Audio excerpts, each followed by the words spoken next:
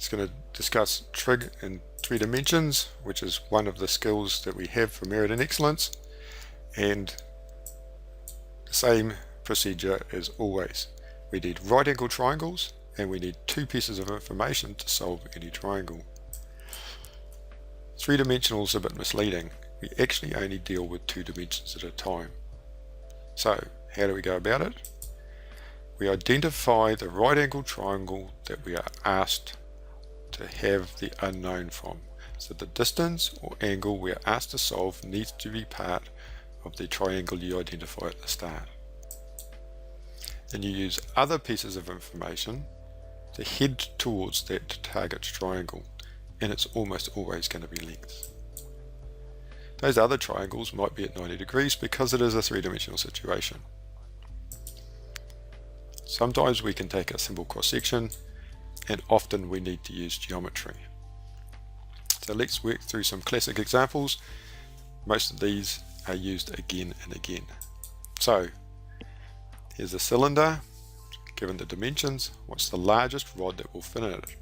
Well, that will be diagonally from the bottom to the top across the longest part.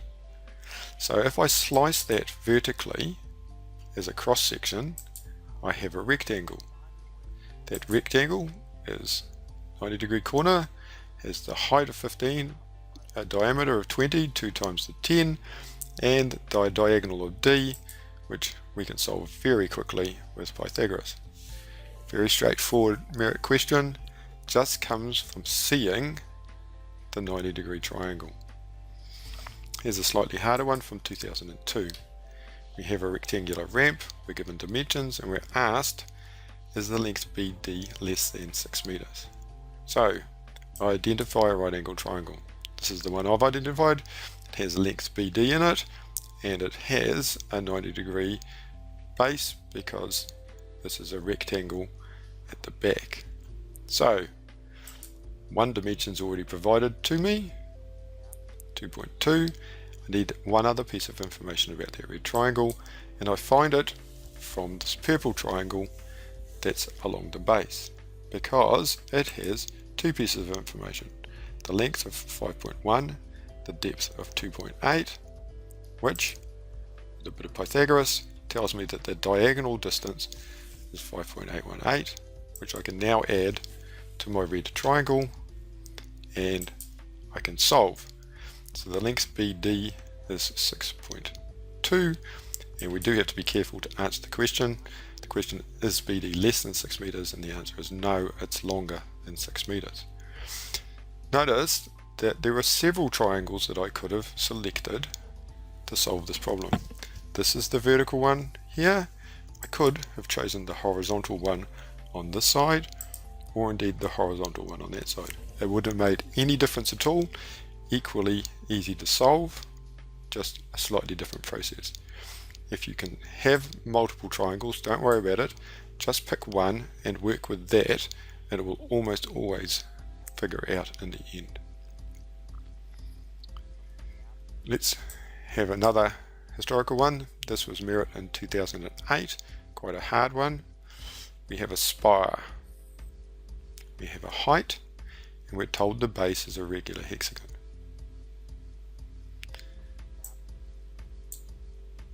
Alright, simplified the question for you there. Let's identify the triangle. Well, they've already done it for us. That's the reason why it's not excellence. They gave that end triangle, and in doing so they made it much easier. Without that, it would have been a much harder question. So we know the triangle we're going to head towards. It's just a matter of solving it. We know one piece of information because we know the height of 40. That means we need to know another piece of information somewhere else. Well, there's the triangle down there. Let's solve that. So you're going to need some geometry. Looking at the hexagon from above, that's the triangle that we're trying to solve.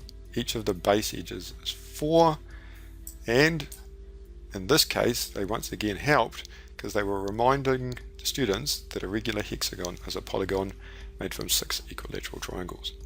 Again, at excellence level they might not provide that information. So this is what we've got. There's an isosceles triangle to the edge, so the 4 splits the triangle, and so we know the base edge of the purple triangle there is 2. And then, because it's an equilateral triangle, we are quite happy to work out the distance in as well, because that's also 4. Very important that we recognize all those words, so we recognize that an equilateral triangle has same edge sides. So that allows us to solve the direction, the dimension. The distance inwards then is 4 squared minus 2 squared, because it's a short side, 3.464, which we can transfer to our red triangle, and then we can solve the angle. The angle is inverse tan opposite over adjacent. Right, let's have a look at a few classic examples, see how they worked. So, cuboids are a very standard example. They will almost always involve a 3-dimensional diagonal, and we can solve that by putting in a 2-dimensional one. Again, it wouldn't matter if we'd chosen another right angle triangle, it would still be solvable. Pyramids are another standard situation. They are a little bit more awkward because there are 2 different ways of dividing them up. We can do that square and we can do it diagonally. So let's have a look at square. That's when we cut parallel to the edge sides, and we do that when we're asked or are given the angle that the face makes to the base. Then we can work out the base of that triangle because it is an edge side, and the height will divide it vertically in 2 in an isosceles triangle.